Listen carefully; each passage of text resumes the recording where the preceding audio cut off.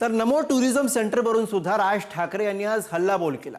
महाराष्ट्रामध्ये नमो tourism centre सुरू करण्याचा डाव असल्याचं राज ठाकरेंनी म्हटलं। किल्ल्यांवरती नमो टुरिझम सुरू केलं तर फोडून काढणार अशी प्रतिक्रिया राज ठाकरे यांनी दिली।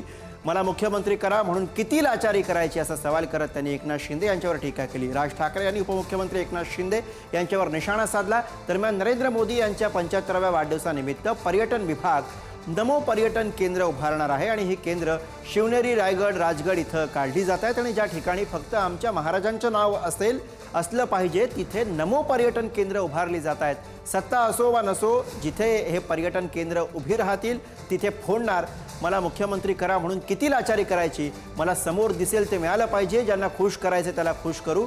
हे सगळे सत्तेतून येतं आणि त्यामुळे आपल्याला बारीक लक्ष यावरती ठेवलं पाहिजे असं सांगत राज ठाकरे यांनी एकनाथ शिंदे यांच्यावर निशाणा साधला।